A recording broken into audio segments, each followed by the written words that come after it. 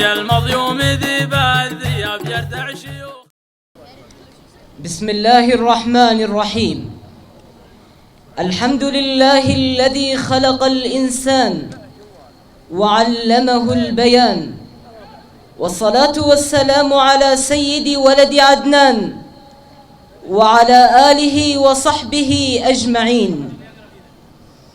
مشايخ وأعيان الحفل الكريم، أحييكم جميعا بتحية الإسلام، تحية أهل الجنة الخالدة، فالسلام عليكم ورحمة الله وبركاته. مساؤنا هذا ليس ككل مساء، مساء يحمل في طياته كل معاني الفرح والسرور، إذ نحتفل جميعا في هذا المساء بحفل زفاف الأستاذين عبد العزيز بن سفر المرزوقي والأستاذ ناصر بن سفر المرزوقي، فنقول لهم جميعا كما قال الرسول صلى الله عليه وسلم: بارك الله لكما وبارك عليكما وجمع بينكما في خير. أيها الحفل الكريم، عندما وقفت في هذا المكان لأعبر عن مشاعر الفرح والسرور، أحجم قلمي عن الكتابة ومشاعري عن التدفق بحجة أن المقام أكبر من المقال، فأقسمت على قلمي أن يفيض مدادا، وعلى مشاعري أن تفيض حبا وتهنئة لفرسان هذه الليلة. حفلنا الكريم خير ما يبدأ به في كل مقام القرآن الكريم، ومع الشبل عناد بن مسلط المرزوقي. أعوذ بالله من الشيطان الرجيم. بسم الله الرحمن الرحيم. قل هو الله أحد الله الصمد لم يلد ولم يولد ولم يكن له كفوا أحد.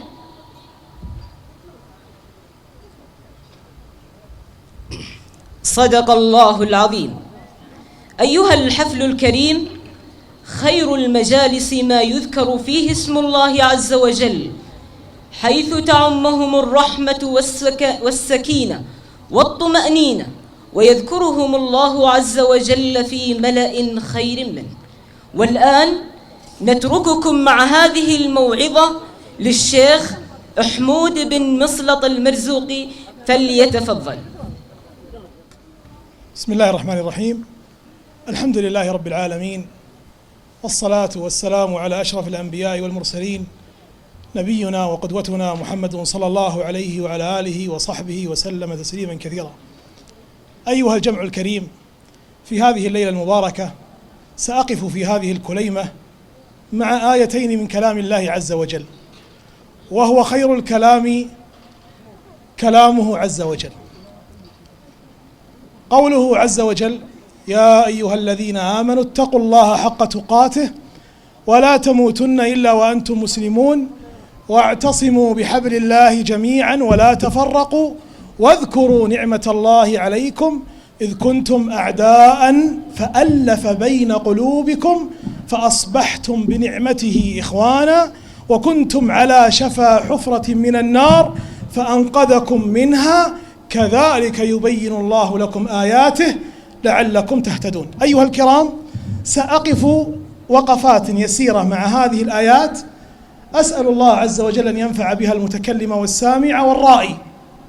أولا، قال الله عز وجل: يا أيها الذين آمنوا اتقوا الله، وهذه الوصية أجل وصية، وهي التي وصى الله عز وجل بها الأنبياء والمرسلين. قال جل وعلا: ولقد وصينا الذين أوتوا الكتاب من قبلكم وإياكم أن اتقوا الله. فتقوى الله عز وجل جماع التعريف فيها أن تجعل بينك وبين عذاب الله وقاية باتباع أوامره واجتناب نواهيه، فهذه هي الوقفة الأولى مع التقوى. ثم قال جل وعلا: ولا تموتن إلا وأنتم مسلمون. فينبغي على الموحد الذي نطق هذه الكلمة العظيمة كلمة لا إله إلا الله أن يدوم ويداوم على الطاعة حتى يقابل الله. فإن نبيكم صلى الله عليه وسلم مما أنزل عليه واعبد ربك حتى يأتيك اليقين. يا محمد، يا خير من وطئ الثرى بأبي وأمي صلى الله عليه وسلم، اعبد ربك حتى يأتيك اليقين. وأنت كذلك أيها الكريم ومتبع النبي صلى الله عليه وسلم، اعبد ربك حتى يأتيك اليقين. الوقفة الثالثة قال الله جل وعلا: واعتصموا بحبل الله جميعا. والاعتصام بحبل الله هو الالتزام بدين الله جل وعلا. ولا تفرقوا، وهذا أمر ونهي عن التفرق، والتفرق مذموم. ولذلك جاءت الأحاديث عن النبي صلى الله عليه وسلم عن ذم التفرق. ومما يحزن المؤمن أننا في زمن كثرت فيه النعمة والحمد لله، لكن هذه النعمة إن لم تقيد بشكر الله عز وجل أدت إلى التفرق والاختلاف. وإن مما يغيب عن كثير من الناس أن الله عز وجل منذ أن خلق البشرية لم يخلقهم على فكر واحد، فالناس مدارك وأفهام وعلوم ودرجات، وذلك فضل الله يؤتيه من يشاء. لكن الذي يغيب عنا فقه الاختلاف. ومعنى فقه الاختلاف، وهذه رسالة ينبغي أن نعيها تماما حتى نضبط تصرفاتنا. فإنك إن اختلفت مع أخيك في وجهة نظر فإن هذا لا يحملك أيها الكريم على أن تقطعه، على أن تهجره، على أن تخطي في حقه، على أن تعتدي عليه، على أن تستطيل عليه، أبدا. وإذا قلتم فاعدلوا، فإن الاختلاف موجود، اختلف مع من تريد، لكن يبقى حفظ حق المسلم واجبا. السلام وتشميت العاطس وزيارة المريض وتشييع الجنازة، كل هذه الحقوق ليست منة منك، هذه واجبة عليك يا أخيك المسلم. ومما يحزنك أنك تسمع بعض الأحيان كلام اهجره، اتركه، ما يضرك شيء. هذا التصريف وهذا التصريح معصية لله عز وجل. فإنكم تعلمون أن الهجر مانع لارتفاع الأعمال، فكيف يسوغ لمن يختلف معي أن أهجره، أسلم عليه وأنبه على المشكلة والاختلاف اللي بيني وبينه، لكن يبقى أخ مسلم. وفي هذا الزمن طغت فيه العصبية والجاهلية، وأصبح الناس يتنادون بالآباء والأجداد حتى طغت على الإسلام. والنبي صلى الله عليه وسلم أيها الكرام لما جاء إلى المدينة أول عمل عمله صلى الله عليه وسلم بنى المسجد، صح؟ لا، آخى بين المهاجرين والأنصار. والله وبالله وتالله ما اجتمعنا إلا على لا إله إلا الله. ولا يجمع الناس هؤلاء المتفرقين قبائل وألوان وأجناس ودول إلا التوحيد وإلا الإسلام. وإذا تنازلنا عن هذه المراتب وأصبحنا نحب من أجل القبيلة ونكره من أجل القبيلة ونحب من أجل الغضب، فإننا أمة لن تقوم ويكون لها قائمة. تاريخنا ومجدنا في القدس والأندلس، وليس المجد أن تعلو على أخيك أو ترتفع عليه أو تتكبر عليه، أبدا. تاريخك الحقيقي نصرة الإسلام. أنت مسلم قبل تكون من أي قبيلة، فوالله ما اخترت قبيلتك ولا اخترت أبوك ولا اخترت أمك ولا اخترت أحد، الله عز وجل هو الذي أعطاك. فلماذا تفتخر في شيء أنت ليس لك فيه شيء؟ قال الله جل وعلا: وجعلناكم شعوبا وقبائل. لماذا؟ ليعلو بعضكم على بعض، ليفخر بعضكم على بعض، ليتكبر بعضكم على بعض، لتعارفوا. طيب تعارفنا يا ربي، من الأحسن إن أكرمكم عند الله أتقاكم. إذن لا بد أن نحيي هذا المعنى في قلوبنا، أننا مسلمين ونوالي من أجل الإسلام ونحب من أجل الإسلام، وإن غضبنا نغضب في حدود الإسلام، وإن زعلنا نزعل في حدود الإسلام، وإن فرحنا نفرح في حدود الإسلام. إحنا مسلمين، وهذا مقتضى لا إله إلا الله وأن محمد رسول الله. أطلت في هذه الوقفة لأنها تحتاج بعض التنبيه. قال الله عز وجل: واعتصموا بحبل الله جميعا ولا تفرقوا واذكروا نعمة الله عليكم إذ كنتم أعداء فألف بين قلوبكم. أجدادنا وكبار السن الكرام فينا ربما أدركوا هذا المكان وهذه المنطقة وغيرها في زمن كان الشجاع هو الذي يغزو على من بجانبه ويقتله ويأخذ حلاله، صح ولا لا؟ لكن لما جاء الإسلام وقام سوق الجنة وقام سوق النار أصبحنا مسلمين.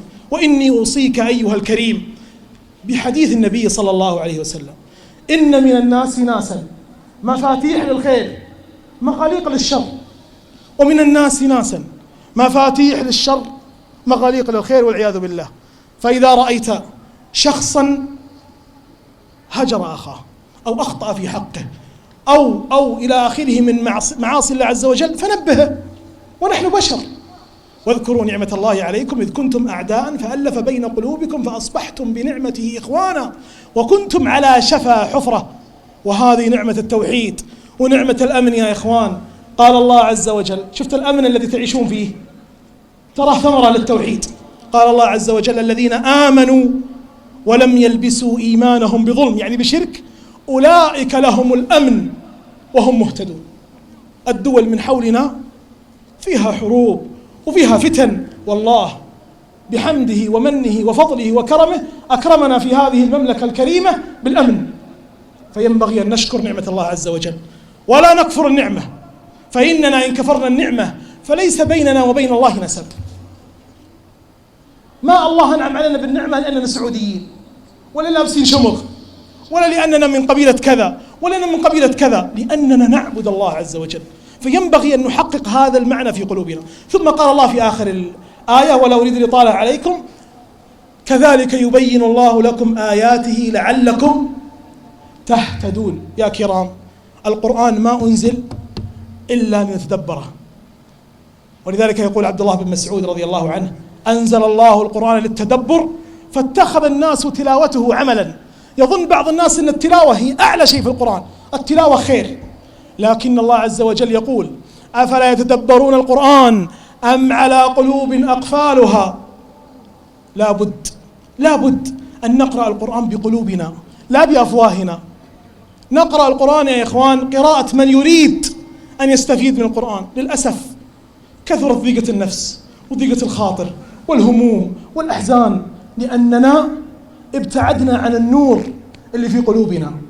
فإن عمر بن الخطاب رضي الله عنه قبل أن يسلم كانوا يقولون: والله لو يسلم حمار بن الخطاب ما يسلم عمر. وكان عمر يبحث عن النبي صلى الله عليه وسلم ليقتله، وما أن قال لا إله إلا الله حتى أصبح يوما أعز الله فيه الإسلام بإسلام عمر. يقول بلال رضي الله عنه: كنا ذليلين حتى أسلم عمر. إذن هذا الإيمان وهذا القرآن ينقلك من مدارك المعصية والبعد عن الله عز وجل إلى أن تحوم حول العرش وتتعلق بالله عز وجل. أختم هذه الكلمة بدعاء خالص من قلبي لمن استمع ولمن حضر ولمن شاهد واستمع. أسأل الله جل وعلا بجلاله وعظمته كما جمعني وإياكم في هذا المكان الكريم أن يجمعنا في الفردوس الأعلى يا رب العالمين، نحن وآبائنا وأمهاتنا وجميع المسلمين. اللهم اغفر وارحم وتجاوز عن جميع المسلمين. اللهم اغفر لآبائنا وأمهاتنا، اللهم من كان منهم حيا فأطل في عمره على طاعتك يا رب العالمين، ومن كان منهم ميتا فاصبب شآبيب الرحمة على قبره. خالي الكريمين ناصر وعبد العزيز، أسأل الله جل وعلا أن يجعل بيتكما بيت سعادة، وأسأله جل وعلا أن يبارك لكما وعليكما ويجمع بينكم وبين أزواجكم على خير يا رب العالمين. وأدعو لهذا الجمع الكريم أن يغفر الله ذنوبهم ويستر عيوبهم ويحقق مطالبهم يا رب العالمين، والله أجل وأعلى وأعلم وأحكم، وصلى الله وسلم على نبينا محمد.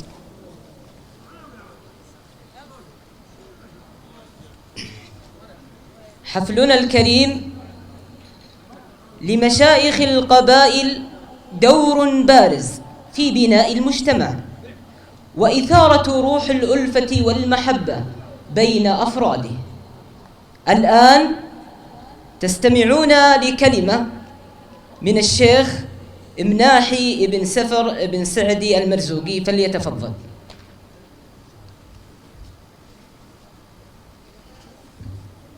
السلام عليكم ورحمة الله وبركاته.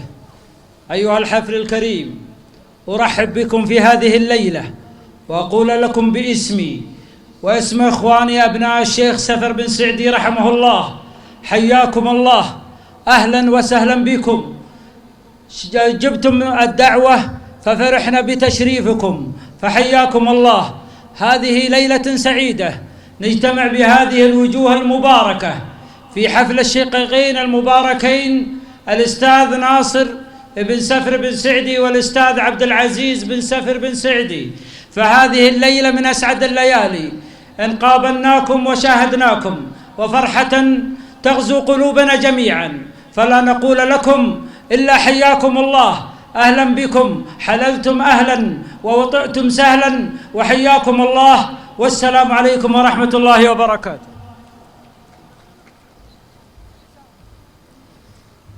أيها الحفل الكريم، الآن مع كلمة شيخ قبيلة الرشادين من المرازيق البقوم الشيخ بندر بن مشرع بن سعدي المرزوقي، فليتفضل.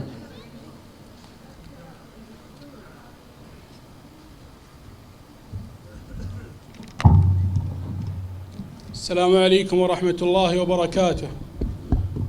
مساكم الله بالخير جميع. باسم أخوي الشيخ مناحي بن سفر بن سعدي، يطيب لنا أن نرحب بالضيوف الكرام، والله يحييكم الضيوف وأبناء العمومة.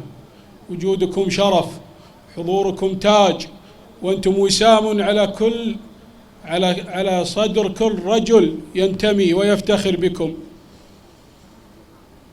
كلام ما ودي أطيل عليكم، لكن نبارك لعرسان هذه الليلة إخواني ناصر وعبد العزيز، نقول لهم بارك الله لكما وبارك عليكما وجمع بينكما في خير، وأسأل الله العلي القدير أن يرزقهم بالذرية الصالحة التي تساهم في بناء الوطن كما ساهم أبويهما. يا إخوان، فيه رجل يستحق الدعاء غادرنا قبل لحظات والدموع على خديه. أخونا سعود بن سفر ترك الحفل لظروف عمله وطلع قبل بداية الحفل بدقائق.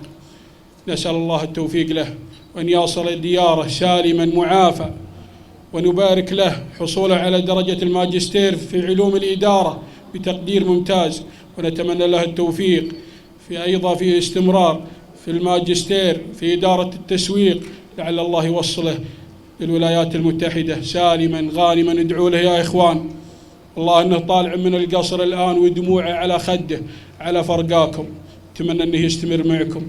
وفي الختام، سبحانك اللهم وبحمدك نستغفرك ونتوب إليك. الأصدقاء هم كالكواكب الوضاء في حياة الإنسان، إذ بهم يهتدي إلى معالي الأمور.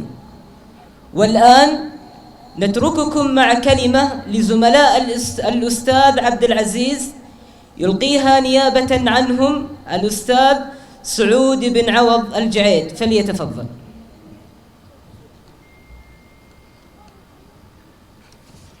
الحمد لله رب العالمين، والصلاة والسلام على أشرف الأنبياء والمرسلين سيدنا محمد وعلى آله وصحبه أجمعين. مشايخ وأعيان الحفل، حضورنا الكرام، أحييكم بتحية الإسلام الخالدة، السلام عليكم ورحمة الله وبركاته. في ليلة من ليالي الفرح والسرور وفي ليلة نحتفل وإياكم بزفاف نجمين سطعا في سماء مدرسة العلم والأخلاق، هم المربيين الفاضلين الأستاذ عبد العزيز سفر المرزوقي والأستاذ ناصر سفر المرزوقي. فإصالة عن نفسي ونيابة عن زملائي نقول لهم كما قال المصطفى عليه أفضل الصلاة والتسليم: اللهم بارك لهما وبارك عليهما واجمع بينهما في خير. كما نشكر الزميل عبد العزيز على دعوته لنا لتشريفنا مقامه هذا، وعلى حسن الاستقبال وكرم الضيافة، فإنها لتعجز الكلمات عن شكر هذا الرجل، فمهما قلنا فلن نوفيه حقه، فهو عرف أخا محبا قبل أن يكون زميلا مخلصا، وهذا ليس بمستغرب على أبناء هذه القبيلة العريقة الذين عرفوا بأخلاقهم العالية وبوقفاتهم مع الرجال، فلهم منا كل التقدير والاحترام. كما نسأل الله عز وجل أن يكتب لعرسان هذه الليلة السعادة في حياتهم الزوجية، وأن يرزقهم الذرية الصالحة، وأن يوفقنا وإياكم لما فيه خيري الدنيا والآخرة، إنه سميع مجيب الدعاء. والسلام عليكم ورحمة الله وبركاته. أيها الحفل الكريم، الآن نترككم مع عرضة ترحيبية ومع الشاعر منصور بن مناحي المرزوقي. مرحبا عد برق هلا تمزان،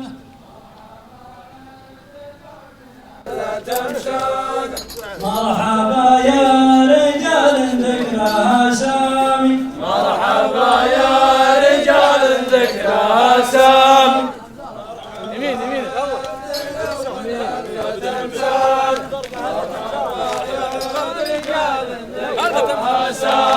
مرحبا عد برق هلا تمزان، مرحبا يا رجال ذكرها سامي، مرحبا يا رجال ذكرها سام. الله يا ابو تركي مرحبا يا رجال ذكرها سام، مرحبا عد برق هلا تمزان، مرحبا يا رجال ذكرها سام، مرحبا عد برق هلا تمزان، مرحبا يا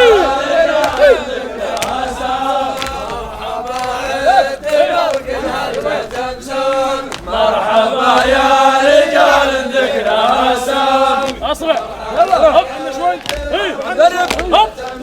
مرحبا يا رجال ذكرها سام، مرحبا باسم ابو منصور واخوانه، مرحبا باسم ابو منصور واخوانه، عد من زار بيت الله ومن صام، عد من زار بيت الله ومن صام، مرحبا باسم ابو منصور واخوانه، عد من زار بيت الله ومن صام، مرحبا باسم ابو منصور واخوانه، عد من زار بيت الله ومن صام، مرحبا باسم ابو منصور واخوانه،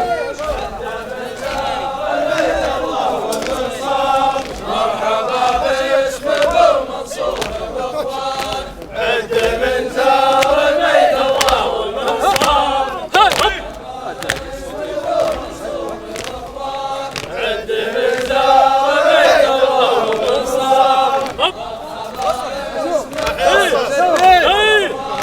عد من زار بيت الله ومن صام، عد من زار بيت الله ومن صام، عد من زار بيت الله ومن صام، ابو مشاري، عد من زار بيت الله ومن صام، عد من زار بيت الله ومن صام، منصور واخوانه، يا بناي مرحبا باسم ابو منصور واخوانه،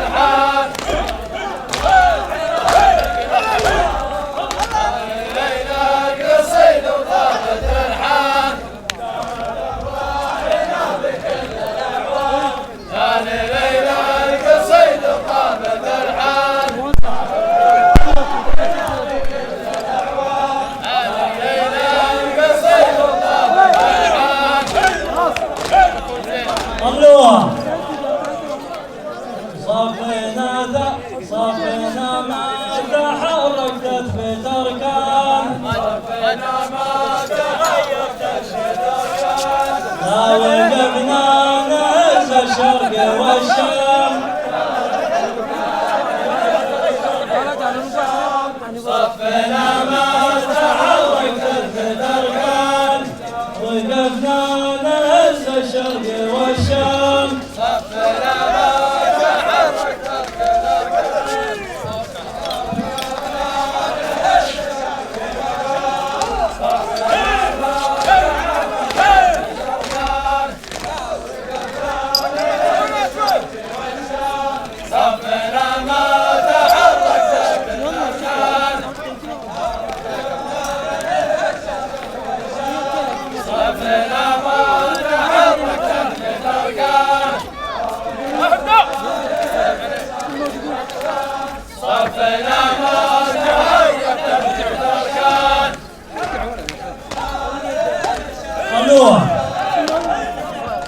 واسم مرزوق ثابت فوق سيسان واسم مرزوق ثابت فوق سيسان قبل حكم الملوك وقبل الإسلام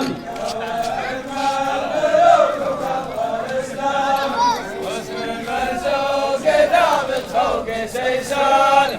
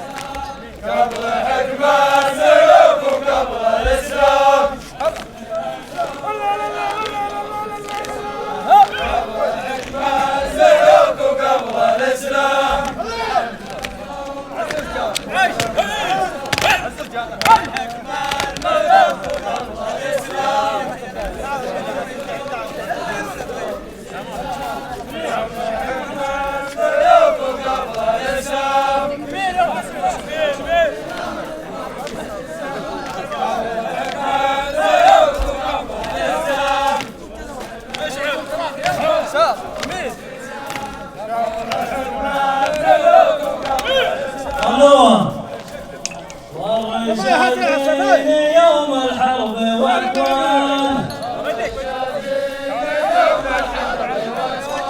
درع جميس ومنوط وحزام وغشادين يوم الحرب والقوان درع جميس ومنوط وحزام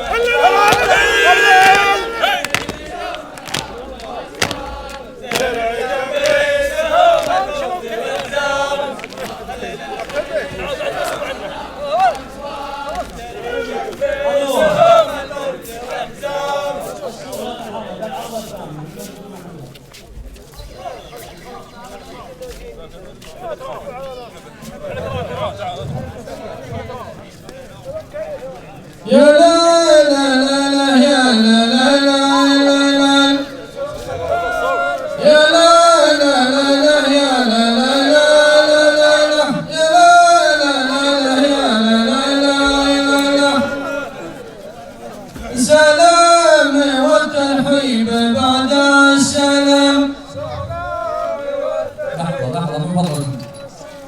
أشيرتنا الأخيرة واحدة لكم واحدة لكم.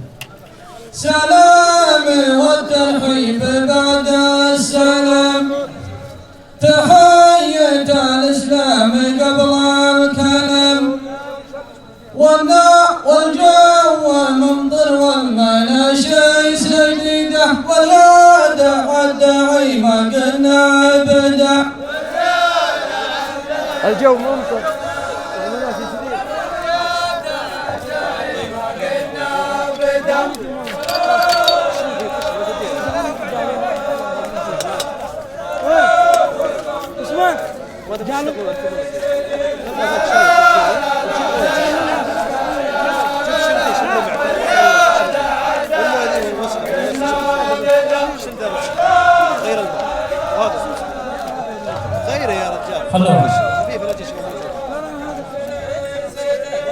سلام والترحيب بعد السلام، تحية الإسلام قبل الكلام، والجو ممطر والمناشي سديدة، واليادع الدعي ما قلنا بدع.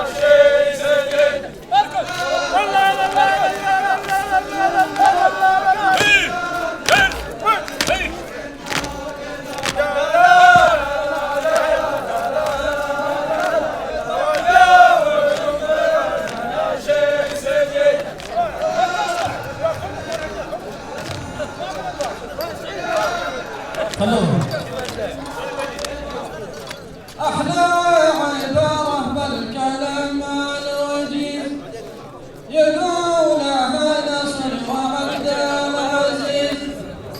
الله يحييكم وفرصة سعيدة، تمشي على العرضة وتمشي حيدة.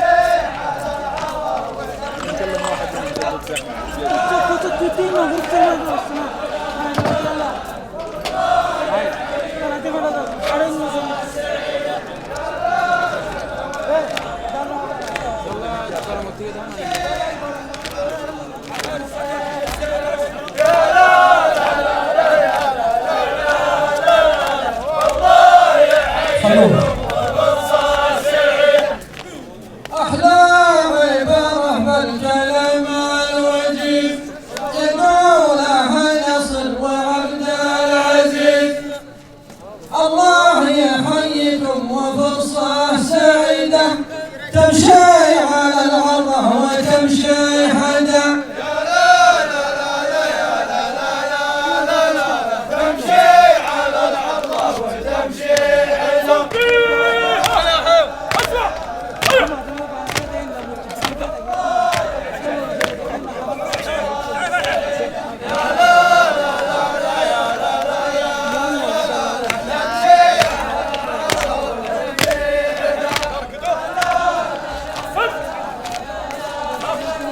الله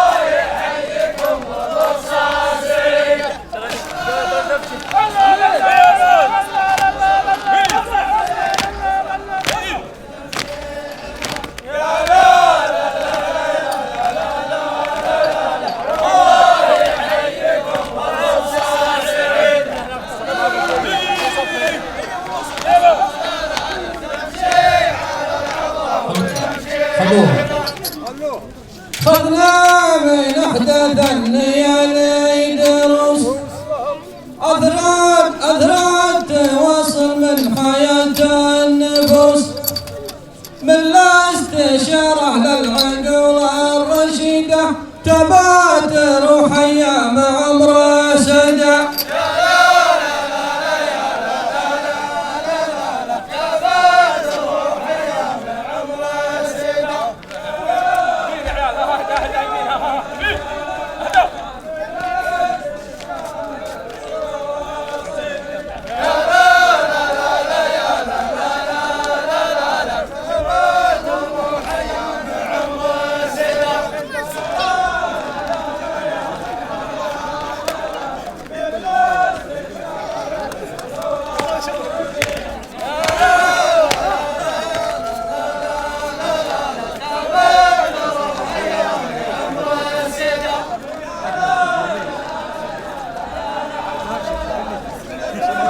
خلوها.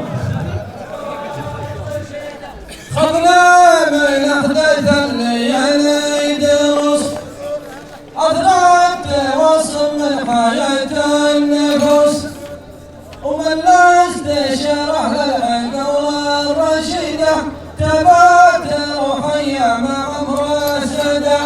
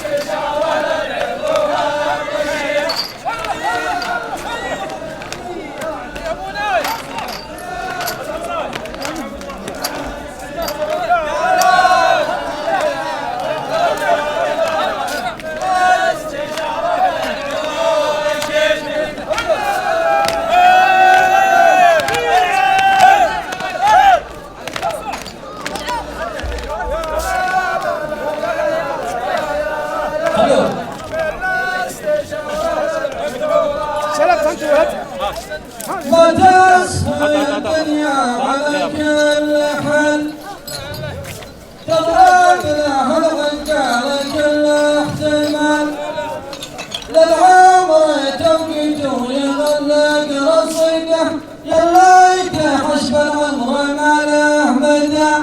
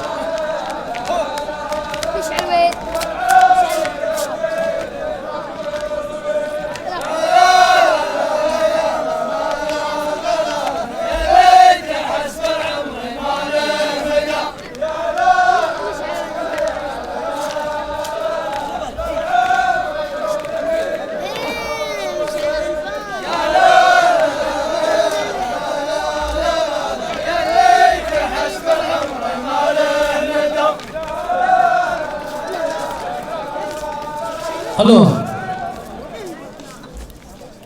ما تصفي الدنيا على كل حال تضرب لها الرجال كل احتمال يا خلاق الصيده يا ليت حسب العمر ما له مدى.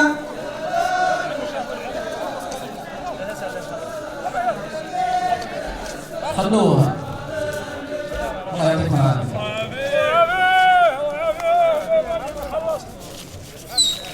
من رحيق كلامهم ونستمتع بجلساتهم الهادئة. ومع أول شعراء هذا المساء والشاعر فايح ابن سفر المرزوقي فليتفضل.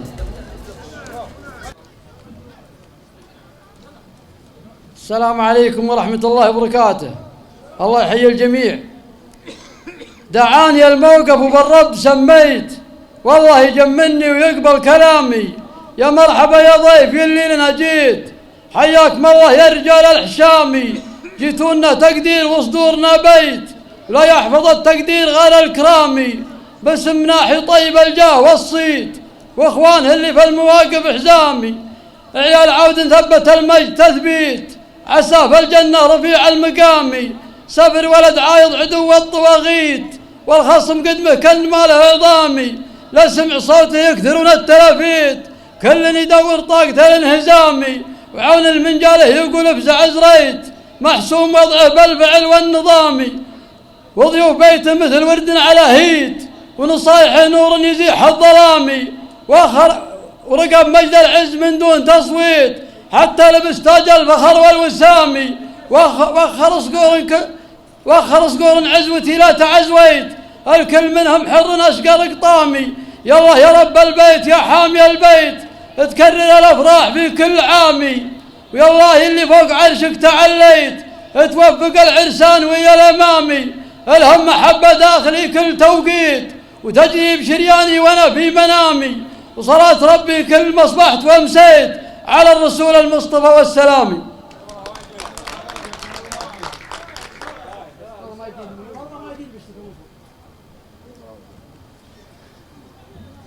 أيها الحفل الكريم، الآن تستمعون للشاعر سفر بن هزاع المرزوقي فليتفضل.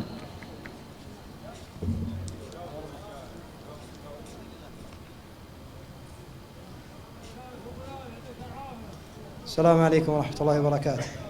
الله يمسيكم بالخير. العرسان 2 وأنا عندي قصتين الليلة. سلام يا أهل الجود يا منبع الجود، يا من لهم هيبة وقاله وطاله. حلالة المعقود حماية الذود، يا قصرنا اللي ما يميل ظلاله. تاريخكم ماضي ومقبل وموجود، محكوم في وقت الأمن والجهالة.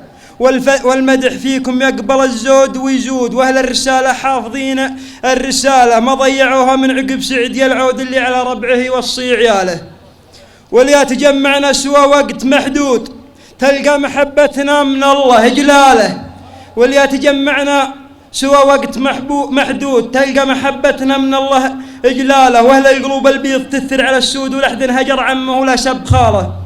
وليا طلع منا مضيع ومقرود، وقت الزعل ما ننشده كيف حاله، حتى يروح يحاسب الروح ويعود. واللي يتحسف ما نبرى اسماله، واللي حضرنا قالوا فلان مفقود، نشرط حضوره ما ندور بداله. واللي يقول الدرب مغلق ومسدود، يقلط ولا تكثر وساوي سباله. اما رضي بالدين نرضيه بشهود، نقطع شكوكه لا يزيد احتماله. والخوف من رب خلقنا ومعبود، ويحاسب المخلوق لحظة زواله. يلي ترد العلم والعلم مردود، هذه رسالة وانتبه للرسالة. وبعد الرسالة عد مهبة النود، الله يهني كل شخص بحلاله.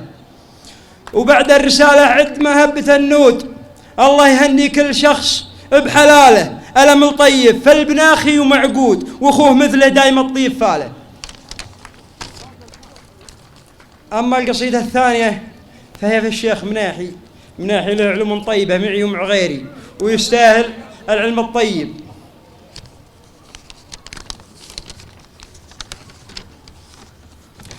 أبدأ بذكر الله بعد طاب مبداي، اللي عطى نفس ونفس منعها. يا الله يا معبود تغفر خطاياي، قدام روحي تشتكي من وجعها. عفك عن اللي راح توبه من الجاي، يا من يفرقها بعد ما جمعها. أبتكل عليك وانت تكفي الهداي زي اللي أعمالي ورحمتك معها. أنت عظيم الشان ربي ومولاي، والمستجيب لدعوتي لا سمعها. أطيب من مدك ومد يمناي، لليمينه مدها ما جبعها. يوم اندفعت وسرعتي خلت اخطاي، ردت دعاوي كلها مع سنعها. وهديت في السرعة ووصلت ممشاي بالخطة اللي من ضميره وضعها. قلبت دا المشروع مخباي، والمال مالي والزيادات دعها. حنا ترانا ربع وباك خباي، والرفقة اللي مالها ظل بعها. واللي اختلفت انت وربعك على راي، انطعتك ولا تنازل وطعها. لا تغرك الدنيا على سلطة غراي، وتقطع شجرة ينقطع من قطعها. يقصيك ابو منصور بفعولها قصاي، يفعول طيب الناس ياها ما تبعها. وابطيت ادور ردها واجمع قواي، لو ردها ما يوفي اللي صنعها. يفتاه من خصيت قد مهم مغزاي، يجمع فلوسه والربع ما نفعها. يفداه من خصيت قد مهم مغزاي، يجمع فلوسه والربع ما نفعها. ويفدى مناحي كل حاسد وحكاي، واهل النفوس اللي كثير طمعها. والله مهما اقول ملحق له جزاي، يا سامع الابيات قلها وذعها. ويا رب تحسن في النهايات مثواي، بعد تغرغر روحي وتنتزعها. وسلامتكم.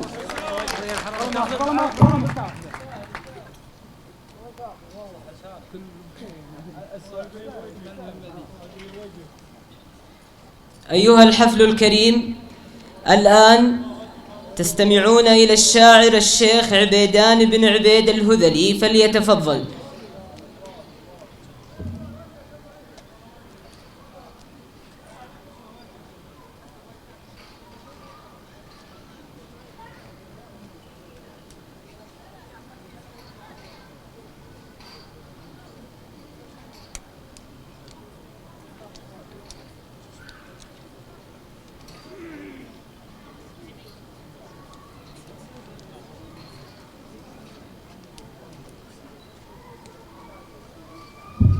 السلام عليكم ورحمة الله وبركاته. في البداية نبارك للأستاذ عبد العزيز والأستاذ ناصر، ونقول ما قاله المصطفى صلى الله عليه وسلم: اللهم بارك لهما وبارك عليهما واجمع بينهما بخير. هذه مشاركة بسيطة، والمرازيق والبوم يستاهلون أكثر وأكثر. أبدأ بذكر مكون الكون تكوين الواحد المعبود رب البرية، سبحانه منزل تبارك وياسين، اللي خلق جنة ونار لضياه، يجعلنا من دخلة النار ناجين، وبجنته نلقى منازل عليا. من بعدها مني سلام ملايين، للي لهم عندي معزة قوية، من حشمة الأصحاب جينا مهنين، لو كان منزلي بقرب الحوية. دعوة بن سعدي على الراس والعين، مضمونها وزعت خوي الخوية، دعوة عزيز من رجال عزيزين، تكميلهم عندي وجوب عليا، ضيوفهم تبشر بناس كريمين، سمن وسمين ودلة شاذلية، ورجالهم وقت المواقف شجيعين، واصغر ولد منهم يعادل سرية، نعمين في نعمين سقم المعادين، واهل الثلاث البيض واهل الحمية، وانا عزات عزوة تخلص الدين، في وقتنا الحالي وفي الجاهلية. اهذي لربعي ملحقين المخلين، ما عليكم زول. اهذي لربعي ملحقين المخلين، تورد العدوان حوض المنية، ومن دون قصر في الرجال الميامين، كل القبايل فعلها حي حيه، واللي يعز المملكة قولوا آمين، دار بها مكة ومسجد نبيه، واختامها عداد صوت الملبين، صلوا على المختار بزكاة تحية. سلامتكم.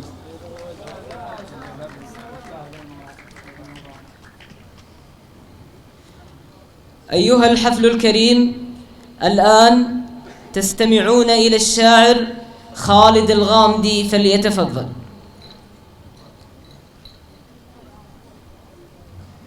السلام عليكم ورحمة الله وبركاته. مساكم الله بالخير جميعا. في البداية أبارك لأخوي وصديق عمري الأستاذ ناصر بن سفر البقمي، وأبارك لأخيه عبد العزيز بن سفر البقمي، وأسأل الله العلي القدير أن يوفقهما في حياتهما الدنيوية والآخرية، وأن يرزقهما العمل الصالح، وأن يوفقهما إلى كل خير. في هذه المناسبة أقدم قصيدة للعريسين،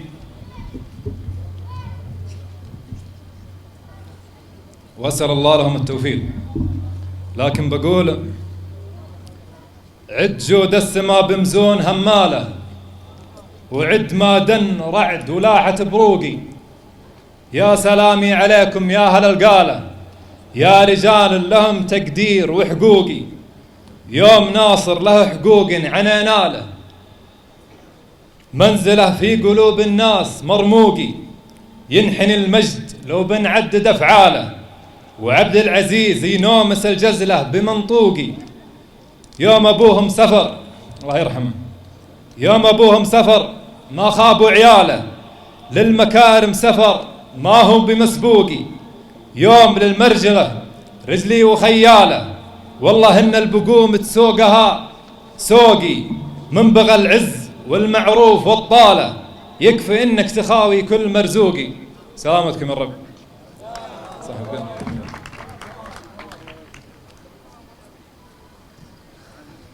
أيها الحفل الكريم، الآن قصيدة شعرية والشاعر سفر بن محمد المرزوقي، فليتفضل. السلام عليكم ورحمة الله وبركاته. يا مرحبا ترحيب تنتبهج البال باسم الرجال اللي حميد النباهم، في حلة للضيف والجار مدهال، ومن هو يبي يجزي ما ينصف وفاهم. جينا نشارك في فرح كل الأبطال، عبد العزيز وناصر أعلن غلاهم، يمثلون المجتمع علم وأفعال، واللي زهمهم في الشدايد لقاهم. أشبال شيخ منزله خير من زال، ومن حقهم يوم اعتلوا في سماهم. سعد الرفيج للمعادين غربال، كم من جموع دون دار حداهم. مدكدكم في قلوب الأعداء ولا زال، تصيبهم رهبة منه في خلاهم.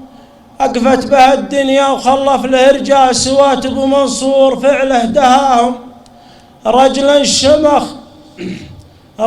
شمخ ثم صار مضرب للأمثال، ونشهد أنه حر وأنه كفاهم، واللي بقى منهم عن الحق ما مال، ومن سكت الدنيا بوجهه نصاهم. وإن كان هب رياح ما هزت جبال، من لابت دايم بعيد مداهم. لقيل بن مرزوق ما عندنا جدال، القوم في الميدان نبحث خفاهم، وبقوم للوقفات في كل الأحوال، ورجل يبي يجحد لعله فداهم. سلامتكم.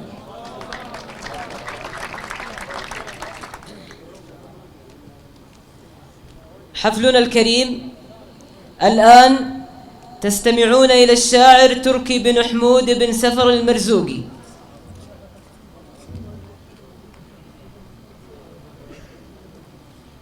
السلام عليكم، مساكم الله بالخير، حياكم الله. يا قصيدي كل ليلة نبي الشيء الجديد، والبحور نغوصها وانت خير لولها، واحمد الله واشكره يوم انا عندي رصيد، المصارف غالية والعرب ردولها. مرحبا عن عزوتي هامت المجد التليد، ألف قومة للغنايم لي صحولها. مرحبا ترحيب كل ما زاد وتزيد، الكرامة عامرة والنشامة جولها. مرحبا واقولها بالقريب وبالبعيد، في محل الفعايل اللي قاموا لها. عن بني سفرة تقدموا هذا يوم عيد، ما تغيب جيت واقولها وطولها. شرفوا كل القبيلة على الراية السديد، من فعايلها اعداها تضيع حلولها. ايه والله شرفونا وذا علم وكيد، المواقف كايدة وزحول زحولها. يا خوالي يا هل الطيب والواقع شهيد، يا عيال اللي حمل اجمها وسهولها. ايه من سعدي سفر صاحب الراي، ايه من سعدي سفر صاحب الباس الشديد، يوم فرسان القبايل تعن خيولها. اشهد ان يا جماعة لي قالوا فقيد، من تقوى في فعول ما هو بحولها. من بني مرزوق ربعي هل السيف السديد، من بني مرزوق ربعي هل السيف الحديد، السيوف اللي تقص العظام فعولها. يا بني سفر اسمعوني وانا راسي عنيد، يا بني سفر اسمعوني وانا راسي عنيد، افتل الابيات واطرب على مفتولها. بختصر كل القصيدة على نهج فريد، المدايح حظكم عرض الارض وطولها. سلام عليكم.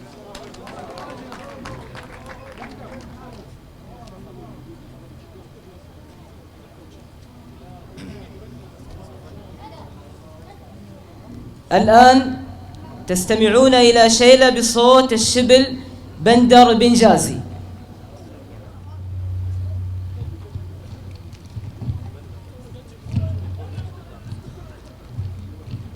السلام عليكم ورحمة الله وبركاته. أبارك الخوالي ناصر عزيز، ويقول يا بارق اللاحم القطر اليماني باتنا ويقود أن الرعد والطرد أن الرعد والطرد. سريت خيله وعيني سهرة يوم الخلايق رقود، والفكر ما غيره والفكر ما غيره.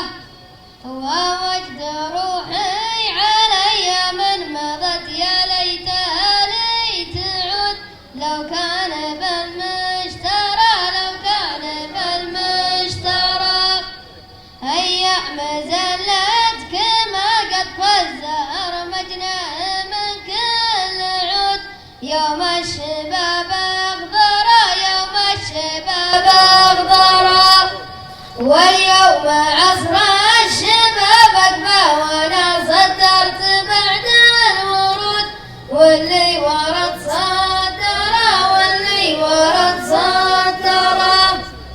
شوقتني يا الغزال المنتحية ظبي ترعى النفوت، يا الجادل الأعبرة يا الجادل الأعبرة.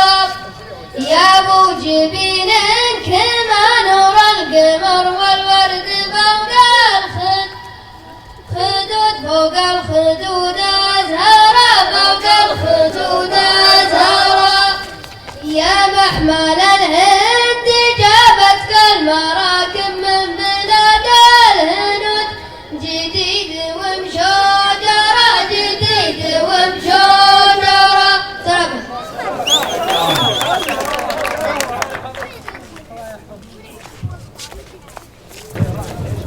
سلام على هدايا مع الزملاء مهنا العوبي وعبد الرحمن فيه.